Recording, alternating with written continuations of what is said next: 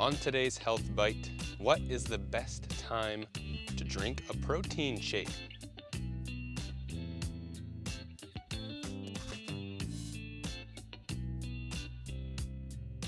Hello my friends, Mike here, the Healthy Type 1, your health and wellness guide to living your best self. To drink a protein shake pre-workout or to drink a protein shake post-workout, that is the question. And with that, let's dive in right into the top sources of available protein and why some might be more worthwhile than others. And please keep in mind, I never suggest supplements, and if I do, they are backed up by clinical evidence and peer-reviewed literature to support those claims. I am a firm believer that a whole food plant-based diet is the one true way for optimal health, and that being said, people are still buying supplements, so I want to give you the education to decide for yourself and put it in your hands. That way you are at least aware and can make educated decisions on your own, not being persuaded by mainstream media and or fads. Okay, let's discuss some of the major sources of protein you can purchase and what they actually do.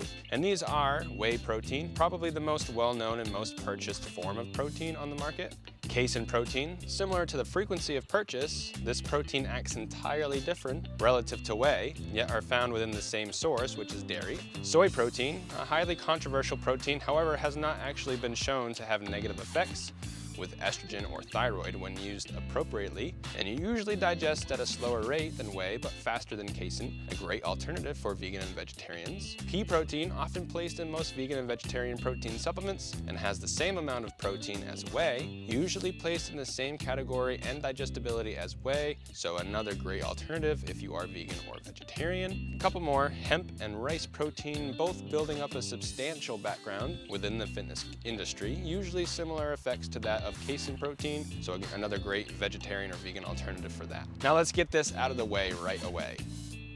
See what I did there? Whey.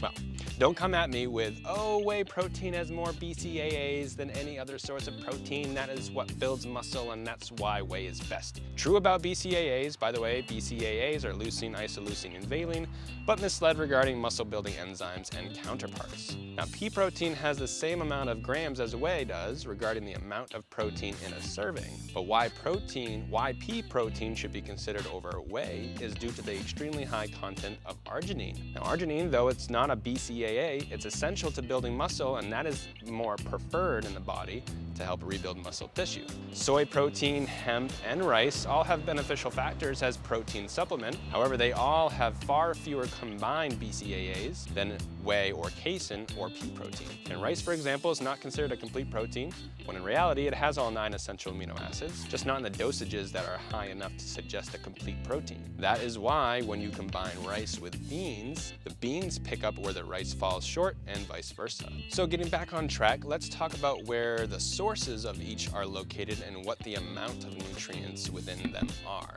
So starting with whey, as this is the most common, whey protein is found mostly in dairy and meats. You can generally purchase whey protein in the form of concentrate, which offers low levels of fat and carbs, really just as it sounds, it's concentrated whey. Whey protein isolate, which removes more lactose and all other fat, or whey protein hydrolysate, which has already gone through partial hydrolysis, which simply means the body can absorb this faster, as the digestion of this supplement is sort of jump-started through the process of actually making it. Now, these supplements are usually taken within 30 minutes preceding a workout. The dose time of this is very rapid, about 1.5 hours until complete digestion, making it a go-to for post-workout consumption. Now, keep in mind that the max rate of whey protein absorption is right around 8 grams per hour, with variations depending on body type, of course. So hold on. You might be asking yourself, then why do they offer 25 grams or more of whey protein per scoop if we can only digest 8 grams per hour? Now you're thinking. I don't want to give you a direct answer. I want you to question that and decide for yourself why after learning more. And after all, the more you question, the more you learn. Now, casein protein is the other extracted source from dairy, however, not so much in meats. The two might come from the same source, but digest extremely differently in the body. Whereas whey protein typically digests, rapidly, like mentioned earlier, casein protein digests much slower, sometimes can take as long as 2 to 4 hours, or even more depending on the individual. Now that makes this a great evening supplement, about 3 to 4 hours before bed, or any time post-workout if you elect to work out in the morning.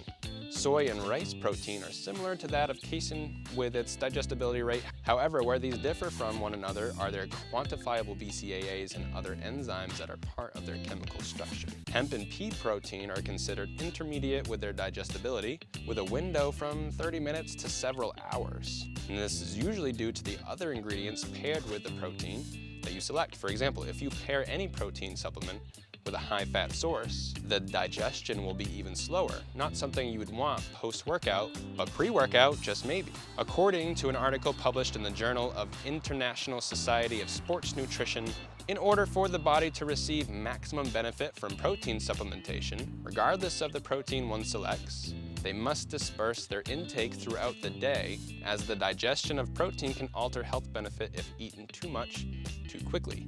The article goes on to further suggest the following. Based on current evidence, maximized anabolism, which essentially means to build up from smaller molecules, one should consume protein around 0.4 grams per kilogram per meal across a minimum of 4 meals in order to reach 1.6 grams per kilogram per day. Again, this is because our bodies will simply convert those essential amino acids to non-essential, something our bodies do naturally anyway. And with the unused portion of the protein, it will also pass through as your urine. Now, by unused, remember I mean the amount that simply wasn't absorbed. Absorbed and digested are very different, so keep that in mind moving forward. So ask yourself, or tell me in the comments below, what kind of protein do you enjoy using and why? Will you change your mind after this video? Will you begin to be more mindful about the amount you consume and when you consume it? I hope you found value in this, and please let me know what other topics you would like me to cover in future videos.